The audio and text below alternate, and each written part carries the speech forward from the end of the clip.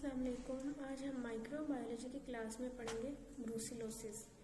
Brucellosis क्या कौन सी बीमारी है, किस जानवर में होती है और क्या अलामात जाहिर करती है, ये सब हम आज इसमें पढ़ेंगे। ब्रूसिलोसिस एक जो है वो ज़ूनोटिक डिजीज़ है। ज़ूनोटिक डिजीज़ वो होती है जो जानवरों से इंसानों में मुंतकिल हो सके। ये बीमारी जानवरों से इंसानों में मुंतकिल हो सकती है और ये जानवरों के तलीदी निज़ाम की बीमारी है, रिप्रोडक्टिव सिस्टम की बीमारी है। इसमें क्या होता है, इसमें जो हामला जानवर होता है उसमें अबॉर्शन हो जाता है। नॉर्मल पैदाइश से पहले जानवर में अबॉर्शन हो जाता है और ये एक बैक्टीरिया की वजह से बीमारी होती है।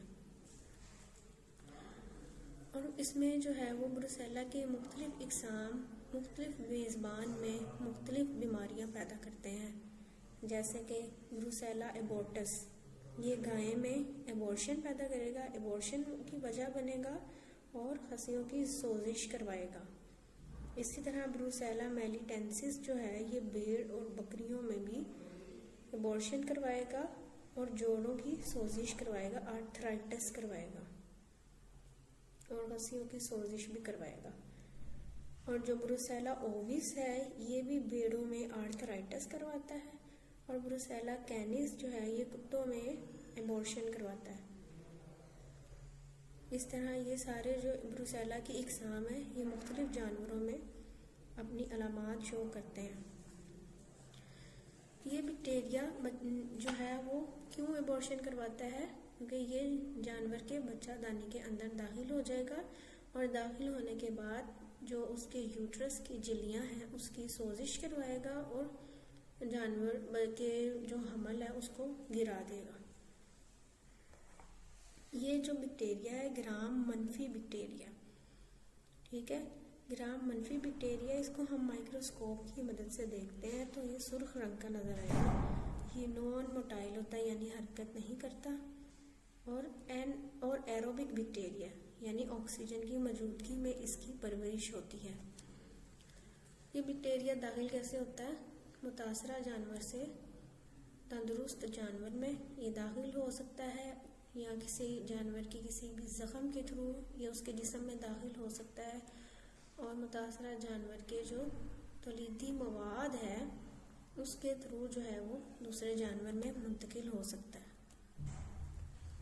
इसकी अलामात क्या है कि जानवर में शुरू में इसकी अलामात नज़र नहीं आती और ये जो है दूध में भी मौजूद होता है। दूध के ज़रिए ये एक जानवर से दूसरे जानवर में और इंसानों में मुंतकिल हो सकता है। इसमें जानवर खाना पीना छोड़ देगा और अबॉर्शन यानी हमल गिरने की वजह से उसकी वजाइना पे खून नज़र आएगा और ये खून नज़र आना इस चीज़ की निशानी है कि जानवर का हमल गिर चुका है। इसकी तशख़ीस कैसे करते हैं, इसकी तशख़ीस जो जानवर का मालिक है उससे हिस्ट्री सुन के पता चलेगी। वो यही बताएगा कि खाना पीना छोड़ दिया और हमल था तो वो हमल गिर गया, ये बताएगा। और इसके अलावा अगर हमने कंफर्म करवाना है तो हम लैब टेस्ट करवाते हैं।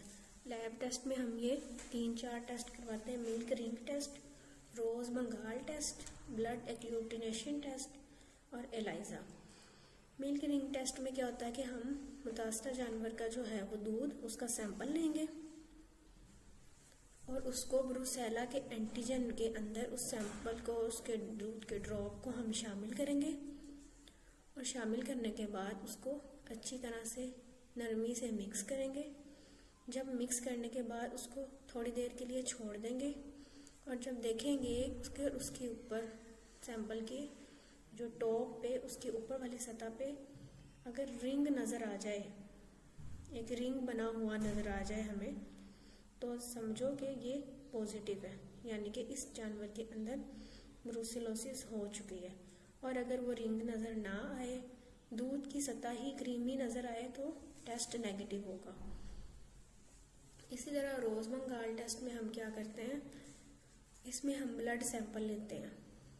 ब्लड के सैंपल को हम ब्रुसेला के एंटीजन के अंदर शामिल करके उसको अच्छी तरीके से जेंटली नरमी से मिक्स करेंगे और थोड़ी देर बाद हम उसको देखेंगे। अगर वहाँ पे एग्लूटिनेशन हो जाएगी ब्लड की तो ये टेस्ट पॉजिटिव होगा, अगर एग्लूटिनेशन नहीं शो होगी तो ये नेगेटिव होगा। ब्लड एग्लूटिनेशन टेस्ट भी यही है और एलाइजा के थ्रू भी हम जो है इसको कंफर्म कर सकते हैं। इसका इलाज क्या है? इस बीमारी का कोई इलाज नहीं है। इसमें जो है वो नुकसान पहले ही हो चुका होता है। जब अलामात शुरू होती हैं उस टाइम ही जानवर का नुकसान हो चुका होता है।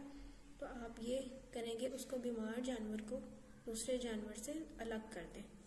इसको कंट्रोल कैसे कर सकते हैं कि बीमारी आने से पहले 6 से 9 महीने की उम्र में जानवर को हिफाजती टीके लगवाएं।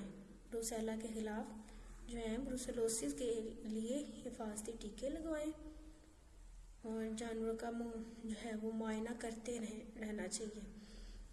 और जो बीमार जानवर हैं उनको दूसरे जानवरों से अलग रखें ताकि बाकी जो है वो बच सकें और जानवरों की सफाई का ख्याल रखें।